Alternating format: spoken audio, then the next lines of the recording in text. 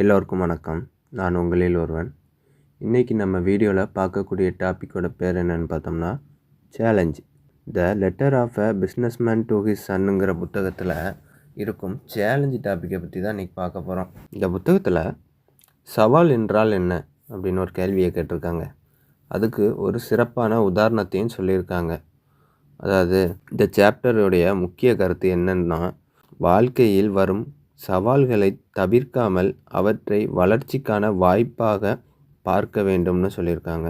ஒருவருக்கு எல்லாமே எளிதாக கிடைத்தால் அவருடைய திறமை முழுமையாக வளராது. சிரமம், போட்டி, தோல்வி, பொறுப்பு போன்றவை நம்மை வலுவான மற்றும் புத்திசாலித்தனமான ஆளாக மாற்றுகிறதாம். சேலஞ்ச் ஏன் முக்கியம்? ஒரு மனிதனிடம் திறமை இருக்கிறது என்று வைத்துக்கொள்வோம். ஆனால் அவனுக்கு அந்த திறமையை பயன்படுத்துறதுக்காக எந்த ப்ரெஷரும் இல்லை அப்படி என்றால் அவன் தனது திறமையை முழுமையாக பயன்படுத்த வேண்டிய அவசியத்தை உணரமாட்டான். ஆனால் ஒரு சேலஞ்சு வந்தால் ப்ராப்ளம் அதுலேருந்து யோசிப்பான். யோசிக்கிறதுலேருந்து அவன் ஆக்ஷன் எடுப்பான். ஆக்ஷன்லேருந்து அவன் தப்புகள் பண்ணுவான். தப்புகள்லேருந்து அவன் கற்றுக்கிறதுலேருந்து அவனை இம்ப்ரூவ்மெண்ட் பண்ணிக்கிடுவான். இப்படி என்று ஒரு வளர்ச்சி சைக்கிளே அவனுக்கு உருவாகிறதுங்க. உதாரணம், ஒரு பிஸ்னஸ்மேனுக்கு காம்படிட்டர்ஸ் அதிகமாக வந்து விட்டார்கள். அவன் எனக்கு பிஸ்னஸ் போய்விட்டது என்று நினைக்கலாம், அல்லது நான் என்ன இம்ப்ரூவ் செய்ய வேண்டும் என்று கேட்கலாம். இரண்டாவது அணுகுமுறையே சேலஞ்சை ஆப்பர்ச்சுனிட்டியாக மாற்றுகிறது. ஈஸி லைஃப் எப்போதும் நல்லதல்லங்க.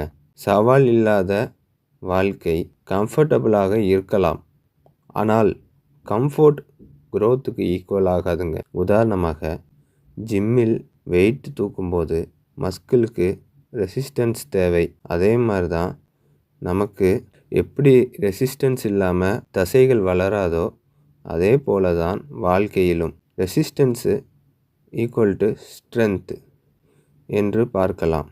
சேலஞ்சு வந்தால் முதலில் என்ன செய்ய வேண்டும்? உடனே எமோஷ்னல் ரியாக்ஷன் கொடுக்கக்கூடாது. முதலில் இந்த பிரச்சனை எனக்கு என்ன கற்றுக் கொடுக்கிறது என்று கேட்க வேண்டும். உதாரணமாக, பாஸ் உங்களை கிரிட்டிசைஸ் செய்கிறார் என்றால் அவர் என்னை பிடிக்கவில்லை என்று மட்டும் நினைப்பதற்கு பதிலாக அவர் சொல்வதில் உண்மையான பிரச்சனை ஏதாவது இருக்கிறதா என்று பார்க்க வேண்டும். உண்மை இருந்தால் நம்மளை இம்ப்ரூவ் செய்யலாம். உண்மை இல்லை என்றால் அதை பர்சனலாக எடுத்துக்கொள்ளாமல் தொடர்ந்து வேலை செய்யலாம். சேலஞ்சை தேடுவதற்கு ஒரு அர்த்தம் இருக்கிறது. சில நேரங்களில் சேலஞ்ச் நம்மை தேடி வராது. நாமே கொஞ்சம் டிஃபிகல்ட் கோலை தேர்வு செய்ய வேண்டும். உதாரணம், நான் தினமும் 10 நிமிடம் படிப்பேன் என்பதற்கு பதிலாக நான் தினமும் 30 நிமிடம் படிப்பேன். முதலில் டிஃபிகல்ட், ஆனால் தொடர்ந்து செய்தால் அது நார்மலாகிவிடும். அதன் பிறகு இன்னொரு லெவல். இதுதான் ப்ராக்ரெசிவ் சேலஞ்ச். பிஸ்னஸில் சேலஞ்ச் இல்லாமல் இருப்பது ஆபத்தாக கூட இருக்கலாம். காம்படிஷன் வந்தால் ப்ராடக்ட் இம்ப்ரூவ் செய்ய வேண்டும், கஸ்டமரை நன்றாக புரிந்து கொள்ள வேண்டும், காஸ்ட் குறைக்க வேண்டும், சர்வீஸ் இம்ப்ரூவ் செய்ய வேண்டும், புதிய ஐடியாஸ் கண்டுபிடிக்க வேண்டும்.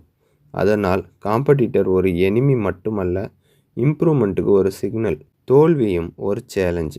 ஒரு முயற்சி தோல்வியடைந்தால் ஃபெயிலியர், நான் யூஸ்லெஸ் என்று அர்த்தமில்லை. அது இந்த முறையில் வேலை செய்யவில்லை என்பதை சொல்கிறது. அதனால் பிஸ்னஸ்மேனின் மைண்ட் செட் என்ன தவறு நடந்தது, அடுத்த முறை என்ன மாற்ற வேண்டும் என்பதாக இருக்க வேண்டும். இந்த சாப்டரின் ப்ராக்டிக்கல் லெசன் என்னன்னா, நீங்கள் எந்த சேலஞ்சை சந்தித்தாலும் இந்த 5 கேள்விகளை கேளுங்கள். என்ன ப்ராப்ளம்?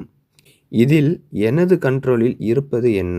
இதிலிருந்து நான் என்ன கற்றுக்கொள்ளலாம்? அடுத்த முறை என்ன மாற்றப் போகிறேன்? இந்த சேலஞ்சை பயன்படுத்தி நான் எப்படி ஸ்ட்ராங்கர் ஆகலாம்? சுருக்கமாக, சேலஞ்சு நம்மளுடைய கேரக்டரை உருவாக்குகிறது.